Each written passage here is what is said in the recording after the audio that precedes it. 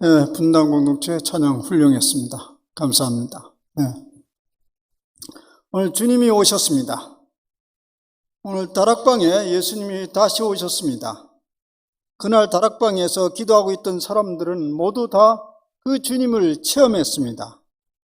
눈으로 목격하지 못했지만 그들은 눈으로 보는 것보다 더욱더 생생하게 주님을 체험했습니다. 그날 그들은 예수님의 말씀을 떠올렸을 것입니다. 요한복음 14장 28절의 말씀입니다. 너희는 내가 갔다가 너희에게로 다시 온다고 한 내 말을 들었다. 예수님께서 이 땅에 떠나시기 전에 이미 누차 약속하신 말씀입니다. 다시 너희에게 오겠다 하는 약속입니다. 그런 일들이 오늘 오순절 다락방에서 일어났습니다. 오늘 사도행전이 그것을 생생하게 증언하고 있습니다. 주님은 이 땅에 여러 번 오셨습니다. 우리는 보통 초림, 재림이라는 말을 쓰는데요. 적어도 3번 오셨습니다. 처음 주님은 이 땅에 아기 예수로 오셨습니다. 두 번째는 죽음에서 부활하신 분으로 오셨습니다. 세 번째는 그 주님이 영으로 이 땅에 오셨습니다. 만약 주님이 영으로 이 땅에 오시지 않았더라면 50일간의 부활의 축제는 거기까지였을 것입니다. 그 놀라운 부활의 사건도 그렇게 아무것도 아닌 것으로 끝났을 것입니다. 우리는 그 놀라운 기억을 오래 간직하지를 못합니다. 예수님께서 이것을 이미 아셨기 때문에 또 떠나시면서 여러 번 약속하셨습니다. 조금 있으면 너희가 나를 보리라. 그대로 주님은 이곳에 오셨습니다.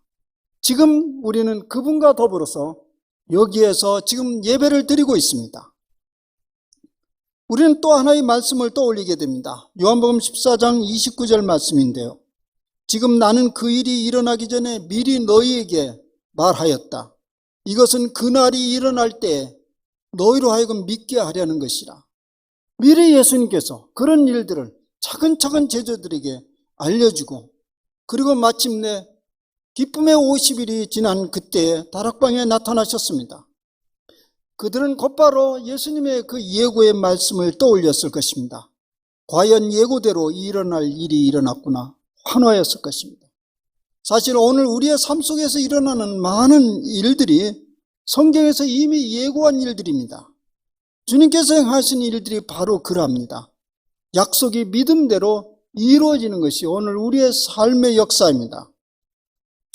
여기서 우리는 우리의 믿음의 속성을 배우게 됩니다. 믿음은 버려지지 않는 것들을 미리 믿는 것입니다. 그 믿음의 내용이 현실로 나타날 때 그것이 바로 이것이었구나 라는 이런 확인하는 일이 우리의 믿음 생활입니다. 그래서 성경은 장차 이루어질 일로 가득 차 있고 그것을 우리는 믿습니다. 그리고 살아가면서 거듭거듭 그것이 현실로 나타나는 것을 경험하면서 우리는 주님을 더 깊이 신뢰하게 됩니다. 그러므로 첫 믿음이 시작되지 아니하면 그 다음 연속해서는 고백은 가능하지 않습니다. 믿음은 언제나 그 자리에서 맴돌게 됩니다. 믿습니다. 그리고 그 사건이 어떻게 되어지는가를 기대하면서 그것을 바라보지 못하는 사람들은 언제나 믿음이 그 자리에서 맴돌게 됩니다. 한 발짝도 진전 없이 어떻게 그것을 믿을 수 있어? 라고 질문만 반복하면서 그저 그 자리에 맴돌게 됩니다. 그래서 우리는 오늘 다시금 이런 질문을 던지게 됩니다. 어떻게 우리가 그것을 믿을 수 있을까? 28절의 말씀입니다. 너희가 나를 사랑한다면 내가 아버지께로 가는 것을 기뻐했을 것이다. 아버지는 나보다 크신 분이기 때문이다. 이 말씀은 앞에서 반복적으로 나오는 말씀입니다. 너희가 나를 사랑하면 나를 믿게 될 것이다. 이미 그 사랑하는 것이 무엇인지를 지난주에 얘기한 바 있는데요. 오늘 또 다른 차원에서 생각해 보면 사랑이 무엇이다 이렇게 복잡하게 정의하는 것은 구차합니다. 사랑은 기대를 겁니다. 사랑한다는 말과 사랑하지 않는다는 말을 다른 대체어로 얘기하면 관심이 있다 혹은 관심이 없다라고 말할 수 있습니다. 관심이 있으면 기대를 걸게 됩니다. 관심이 없으면 기대하지 않습니다. 이런 의미와 연결지어서 다음 말씀을 해석해 볼 수 있습니다. 너희가 나를 사랑한다면 내가 아버지께로 가는 것을 기뻐했을 것이다. 내 아버지는 나보다 크신 분이기 때문이다. 제자들이 지금까지 예수님으로부터 얼마나 많은 은혜와 혜택을 받았습니까? 그런데 그분이 아버지께로 간다는 말입니다. 그러면 아무 일도 하지 않으실까요? 예수님께서 아버지가 나보다 크다 이렇게 말씀하신 이유가 무엇일까요? 이제 내가 가면 더 큰 선물을 보내든지 더 큰 선물을 가지고 오겠다는 그런 이야기죠. 사랑하는 사람들끼리 거는 기대입니다. 우리가 사랑하는 사람이야. 근데 그분이 더 큰 누구에로 갑니다. 우리는 그에게 또 다른 것을 기대합니다. 무엇이 일어날 것이라는 것을. 그러므로 우리가 예수님을 믿는다는 것은 그에게 끝없이 기대를 거는 것을 말합니다. 기대 없는 믿음은 믿음이 아니에요. 그냥 무엇이 되겠거니 하는 그 믿음은 믿음이 아니라고요. 종교개혁자 깔뱅 선생도 믿음을 간단하게 정의했습니다. 믿음은 하나님으로부터 오는 베네피트, 영어로 번역하면 베네피트를 기대하는 것이다. 이 베네핏은 그냥 은혜로 번역하기는 조금 추상적이에요. 베네핏은 우리 미국 가면 많은 사람들이 정부의 베네핏이 뭐야? 그 회사의 베네핏이 뭐야? 이런 얘기를 하죠. 이익이죠. 그래서 혜택을 받는 거죠. 그런 것을 칼빈은 직접적으로 언급을 한 거예요. 우리는 하나님을 믿는다는 것은 그분에서 오는 그런 혜택들을 기대하는 것이다. 왜 기대할까요? 예수님께서 그것을 약속을 하셨어요. 보내겠다.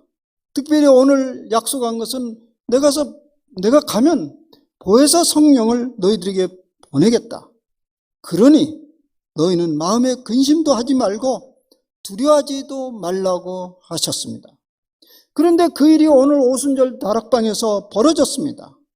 오순절이 이름에 그동안 마가의 다락방에서 모여 기도하던 사람들, 그 무리들, 즉 예수님의 제자들, 그리고 그를 사랑하면서 사모하는 여러 여성들, 기타 120명의 사람들이 마침내 주님께서 약속하신 성령을 체험했습니다. 그때 그들은 모두 예수님이 미리 예고하셨던 그것을 기억할 것입니다. 봐라, 진짜 그런 일이 일어났구나. 영어로 see, it has really happened. 미국 사람들이 좋아하는, 진짜 일어났어, 그런 일이.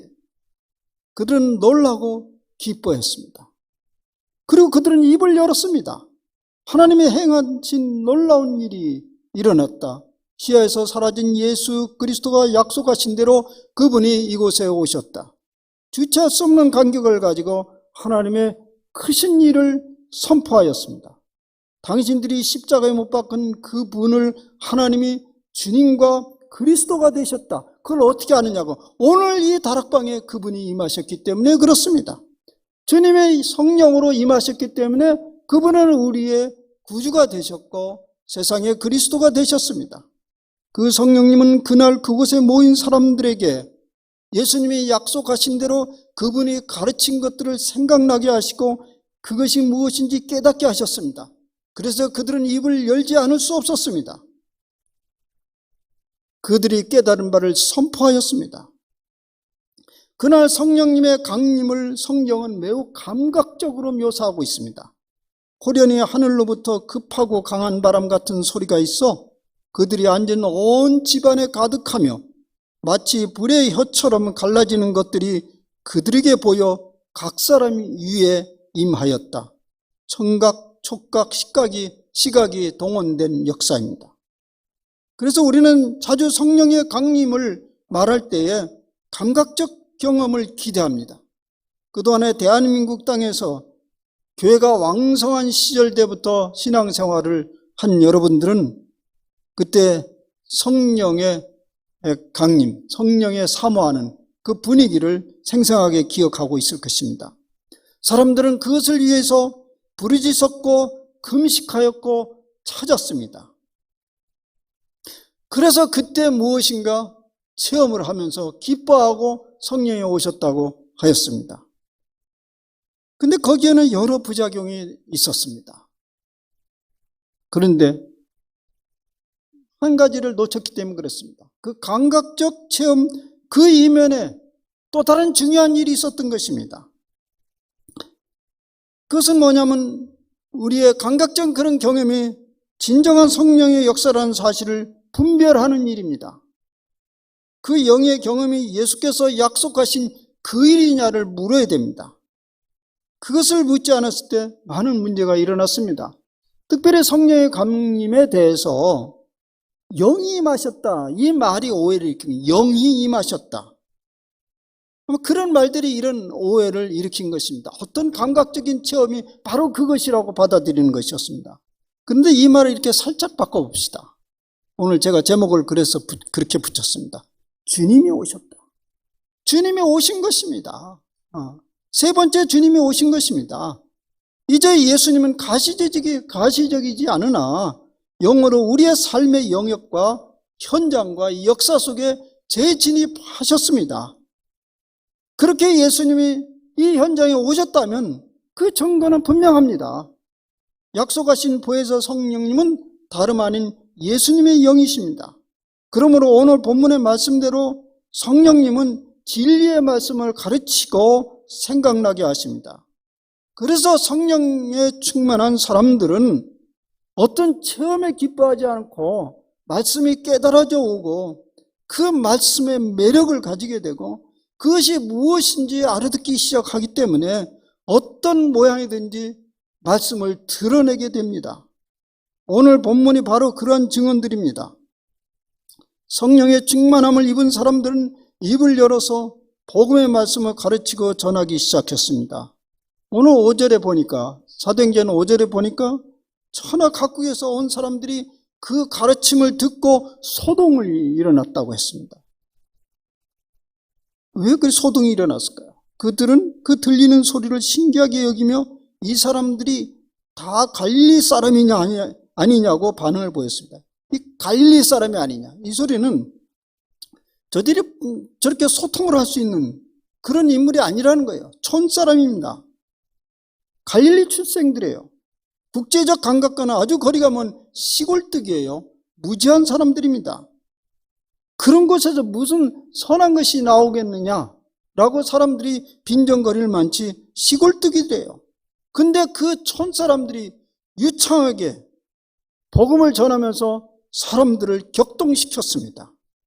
그의 입술은 천하를 요동치게 했습니다. 그야말로 진리의 영이 천지를 진동하는 듯한 연상이 떠오릅니다. 그래서 우리는 이 성령의 역사를 들여다보면서 자주 그동안 또 한국 교회들은 방언을 떠올리곤 했습니다. 성령의 충만함을 받을 때 자연스럽게 방언이 터져 나온다고 방언을 강조해왔습니다.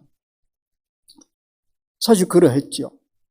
그런데 오늘 이 본문에서 말하고 있는 방언은 우리 한국교회가 이해하고 있는 그런 방언과는 사뭇 거리가 멉니다. 그 방언의 특징을 8절에서 이렇게 말하고 있습니다. 우리 각 사람이 난 곳 방언으로 듣게 되는 것이 어찌 됨이냐. 이 말의 배경은 이렇습니다. 오순절날에 그 천하 각국의 사람들이 모여왔다. 본문을 얘기하고 있는데 거기에는 유대인이라고 말하고 있습니다. 유대인들이 천하 각국에서 몰려왔다. 이것은 그동안에 오랫동안 흩어져 있던 유대의 그 디아스포라들입니다. 이제 이스라엘 성경에는 잘 나타나지 않는 일인데요. 이제 이스라엘은 바벨론의 포로가 된 이래로 한 번도 해방된 적은 없습니다. 고향으로 돌아왔지만은 머지않아 계속 페르시아, 그다음 그리스, 로마에 의해서 계속 지배를 받게 됐는데 혹독한 헬레니즘, 헬라 사람들의 지배에 들어가면서 이들은 고향에 살기가 너무 힘들었습니다. 핍박이 너무 심하기 때문에 벌써 BC 3세기부터 온 세계로 흩어져 살기 시작했습니다. 많은 디아스포라들이 일어났습니다. 그런데 왠지 그 예수님이 오시기 전 그때에 예루살렘, 특별히 이스라엘은 굉장히 메시아의 이 도래라는 그런 소문 혹은 그런 분위기가 팽배했습니다. 당시에 예수님이 오실 때 많은 메시아들이 나타났습니다.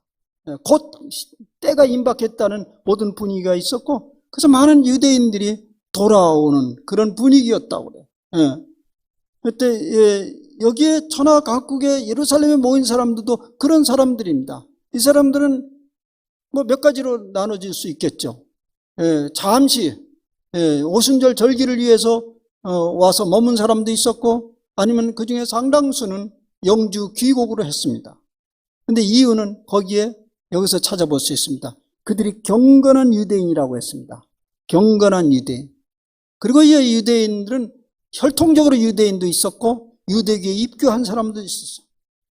아무래도 거기에 예루살렘 그곳에 와야 야훼 하나님을 잘 섬길 수 있었다고 믿었기 때문에 이 사람들이 그리 모여들었습니다. 근데 그때 때 맞춰서 주님이 다시 오셨습니다. 근데 그들은 모국어를 다 잃어버린 사람들입니다. 그때 갈릴리 촌사람들이 그들이 사용하는 토속 언어 아람어로 설교를 했습니다. 근데 그들이 다 알아들었습니다. 그리스어로, 아랍어로, 혹은 시리아 등등 여러 나라 말로 알아듣기 시작했습니다.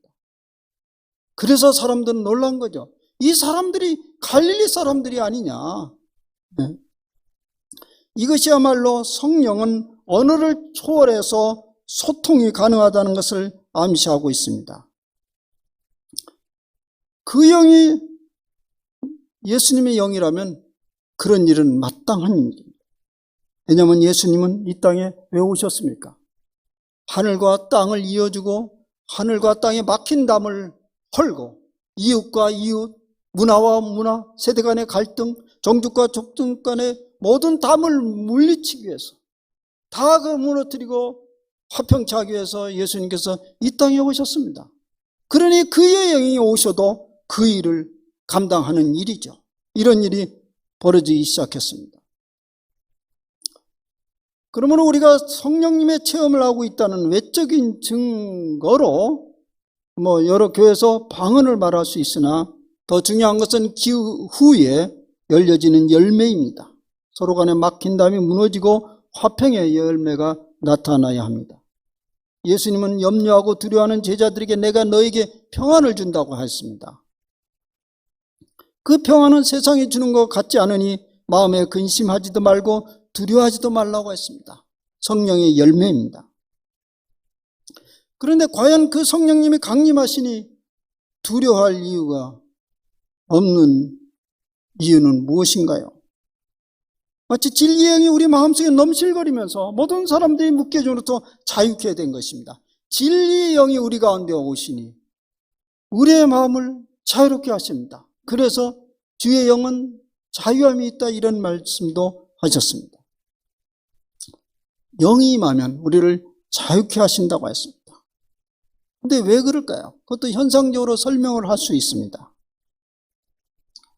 성령님이 임하시면 우리 자신에게 몰두하지 않게 됩니다. 이게 성령님의 특징이죠. 우리 영성에서 많이 정의하는 것이 영성이 뭐냐? 영성은 우리 자신의 몰두로부터 자기를 초월하는 능력이다. 인간은 본래 그런 능력을 가지고 있어요. 사실 우리가 우리 자신 안에 이렇게 몰입되어 있으면요, 정말 지극히 보잘것없어요. 이렇게 작은 육체에다가, 그리고 매우 취약한 인간성, 어디에도 내놓을 데 없는 매우 취약한, 다른 동물에 비해도 다른 동물보다 다 탁월하지 않습니다. 다른 동물은 우리 인간들보다 여러 가지 감각적으로 탁월한 것이 하나씩 다 있습니다. 우리가 모든 동물을, 모든 이런 피조물을 다 능가하는 체구가 아닙니다. 그런데 우리가 그 능가할 수 있는 능력은 뭐냐면 이 작은 육체에 자기 환경에 몰입되지 아니하고 초월할 수 있습니다. 그래서 우리가 이 세계 속에 한 인간으로서, 우주의 한 인간으로서, 그래서 우리를 소우주를 품고 있다 이렇게 얘기하는 것입니다. 그런데 성령님이 하시면 그런 자기 초월의 능력이 한껏 더 발휘됩니다. 예를 들면 그런 능력의 증거로서 우리 자신의 고통보다 세상의 고통을 더 크게 볼 수 있는 능력이 있습니다. 더 구체적으로 좁혀보면 자신의 배고픔보다 세상의 배고픈 사람이 더 크게 보입니다. 내가 당한 억울함보다 다른 사람들의 억울함이 더 크게 보입니다. 내가 당하는 구속보다는 다른 사람들이 당하는 구속이 더 크게 보입니다. 그러나 성령과 상관없는 사람들은 이것이 거꾸로입니다. 다른 사람의 고통보다 내 고통이 엄청 크게 보여야 됩니다. 내가 당하는 억울함이 다른 사람보다 더 크게 보입니다. 성령이 임하면 이것이 밝혀집니다. 우리의 하나님 주신 자기 초월적 능력이 활발하게 작동하기 시작하기 때문에 그렇습니다. 그래서 그들은 다른 사람들에게 배고픔에 관심을 가지게 됩니다. 그런 동안에 다른 자신들의 배고픔에 대해서는 염려하거나 두려울 여유가 없습니다. 다른 사람들의 억울함을 위하여 일합니다. 그런 사이에 자신의 억울함은 잊혀집니다. 다른 사람들의 자유를 위하여 살게 됩니다. 그러면 더 이상 자신의 구속함을 두려워하지 않습니다. 우리는 그런 예를 이 땅에서 수도 없이 많이 봅니다. 이미 성령께서 그들을 배부르게 하셨고 자유케 하셨기 때문에 그랬습니다. 마가의 다락방에 모인 그 사람들은 모두 다 배고팠고 억울했고 억압을 받는 사람들이었는데 도리어 그들은 다른 사람들을 먹이고 싸매어주고 자유케 하는 사람으로 탈바꿈되었습니다. 그래서 사람들은 저들을 향해서 그렇게 외친 것입니다. 저들이 다 갈릴리 사람이 아니냐, 배고프고 억울하고 염려하는 사람들이 아니냐, 근데 어떻게 저렇게 담대하게 되었느냐.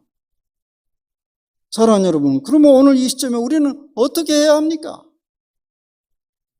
또다시 초기 교회에서 일어났던 그런 마가 다락방의 성령의 역사를 우리는 기대해야 합니까? 그렇습니까? 다시 모여서 그런 부흥의 물결을 어떻게든지 일으켜 놓아야 됩니까? 지금부터 십수년 전에 우리는 그런 일을 해봤습니다. 2007년도입니다. 1907년에 한국의 대각성 부흥운동이 일어났고 그로 인해서 그 암흑한 시절에 이 한국교회, 한국 역사가 그것을 극복해 나갔습니다. 그런데 자꾸 이 한국교회가 기울어지고 이 사회가 그런 정책을 잃어버리고 있다고 해서 2007년 100년 만에 100년이 돌아온 그때 우리는 여러 운동들을 했습니다. 상암동에서도 큰 대회가 열렸습니다. 제가 봉사하고 있었던 학교에서도 계속 그런 일이 일어났습니다. 우린 기대했습니다. 무슨 일이 또 한번 터질까? 아무 일도 없었습니다. 그럴 필요 없습니다. 그저 한 번이면 됩니다. 됐습니다. 예수님께서 약속하신 그 성령님은 이 땅에 이미 충만히 임하셨습니다. 더 이상 끌어들일 이유가 없습니다. 단지 우리 그 사건을 믿고 의지하고 누리면 됩니다. 오늘 이곳에 성령님은 충만히 임하셨습니다. 우리 마음이 열리지 않은 것이 문제이죠. 예수님은 미리 말씀하셨습니다. 성령님이 오시면 예수님이 가르친 것을 생각나게 하신다고 했습니다. 무엇이 생각납니까? 무엇인가 들어있어야 되죠. 그래서 저는 우리 교회에서 계속 제가 강조합니다. 말씀을 묵상하라. 말씀으로 돌아가라. 말씀은 성령님의 임하심을 경험하고 바라볼 수 있는 프리즘과 같습니다. 프리즘 아시죠? 이 빛이 빨주노초 파남보 일구까지 빛이 있는데 그것을 볼 수 있는 것은 프리즘이 있어야 되잖아요. 성령이 우리 가운데 임하셔서 그 말씀을 깨닫게 하시고 그 말씀이 오늘 무엇이라고 우리에게 말씀하셔야 되는데 말씀이 없는데 어떻게 그런 일이 일어나냐고. 그렇지 않으면 자꾸 어떤 감정만, 자꾸 자기의 감정의 움직임만, 그런 심리적인 것만 찾게 되는 거지요. 말씀을 통해서 성령님의 임재가 경험됩니다. 하루를 살아가면서 성령님과 더불어 말씀을 열어가면 오늘 하루를 성령님과 함께 더불어서 살아가게 되고 성령님이 우리가 어떻게 마땅히 살아갈 것을 가르쳐 주십니다. 그것이 바로 초대교회 오순절 다락방에서 일어났던 그것과 다르지 않습니다. 그리고 우리는 성령님의 지시를 받으면서 즐거워합니다. 그 참 이상하죠. 지시받는 거 좋아하는 사람 아무도 없잖아요. 그죠? 이거 해라, 저거 해라. 근데 성령님이 지시했다는 그 확신이 있으면 우리는 크게 기뻐합니다. 맞아. 주님이 나에게 이렇게 하셨어. 그것이 마가의 다락방의 역사가 아니고 무엇입니까? 우리는 매일 우리 방에서, 골방에서 아침마다 그런 일이 일어날 수 있습니다. 매우 짧은 뇌과학 지식에 대해서 얘기를 드리겠습니다. 전문가가 들으면 조금 다른 생각을 할 수 있겠지만 제가 말씀드렸습니다. 매우 짧은 지식이라고. 우리 뇌의 작동은 전전 두 피질, 이 앞에 피질과 가운데 변형계가 서로 소통하면서 행동을 유발시킨다고 합니다. 근데 전전 두 피질은 생각하는 부위라고 하고요. 변형계는 그것을 느끼는 부위라고 그래요. 그래서 전전 두 피질을 뇌 CEO라고 합니다. 그 전전 두 피질이 전해주는 생각들이 신경 전달 물질을 통해서 이 변형계에 전달되면 거기서 감정을 유발시키고 그래서 행동을 나오게 하는데 공포와 두려움, 염려 혹은 평안함, 즐거움, 자신만만한 그런 감정 등을 일으키면서 그 행동을 하게 됩니다. 여러분 이것을 간단하게 성령님의 강림으로 한번 생각해 봅시다. 성령님이 우리 가운데 오시면 예수님이 약속하신 대로 생각나게 하신다고 해서 가르치면 그래서 우리 뇌의 전전 두 피질의 작동이 일어납니다. 그 생각이 변형계에 영향을 주면서 우리가 성령의 생각을 따라 살아가게 되고 거기에서 그분이 주신 평화와 기쁨을 누릴 수 있다고 말할 수 있습니다. 그런데 만약 우리 전전 두 피질이 말씀으로 자극하여서 성령이 작동하지 않으면 뭘 작동하겠어요? 무엇을 먹을까? 무엇을 입을까? 저놈을 어떻게 이길까? 세상에서 어떻게 밟고 일어날까? 많은 사람들이 그러면 어떻게 돼요? 다 두려워지는 거예요.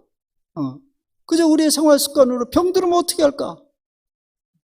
이전에 고통을 당했는데 또 그것이 오면 어떻게 할까? 이 생각들이 그거밖에 없어요.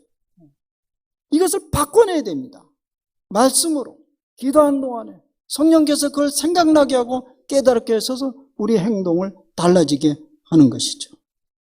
그래서 우리는 자주 말씀을 묵상해야 될 이유가 있는 것입니다. 하나님께서 그래서 영성과 심리학에서는 이런 말을 합니다. 그런 책도 있습니다. 왜 하나님께서 우리의 뇌를 떠나지 아니하셨는가? 바로 이 이유예요. 하나님께서 뇌를 떠나지 아니하셨다. 요즘에 이제 인지공학자들, 뇌과학자들은 이제 그들은 아주 공개적으로 말합니다. 뇌가 마음이다. 뇌가 마음이다. 하여튼 복잡한 얘기인데요. 어쨌든 그것은 이 성령님의 역사와 비교하면서 그렇게 작동을 할 수 있다는 것입니다. 제가 이렇게 얘기하는 것은 여러분이 더욱더 확신 있게 말씀 묵상을 하도록 유인하는 것입니다. 우리의 전전두피지 작동을 하게 될 것입니다. 그럼 우리의 삶이 성령이 충만한 삶으로 반응을 하게 될 것입니다. 여러분 이 오순절 다락방의 역사를 통해서 주님은 우리의 삶 깊이에 이미 오셨습니다. 그런데 사람들은 자주 그 오신 그분을 받아들이지 않으려고 의심합니다. 왜 그렇습니까? 왜 의심하죠? 오늘 우리 시대를 보니까 불의가 그대로 있고 모순, 고통, 죄악이 여전히 관연하는데 무슨 주님이 여기 계시냐고 말하지요. 이에 대한 답은 이렇습니다. 오히려 그러니 주님이 이곳에 계셔야 됩니다.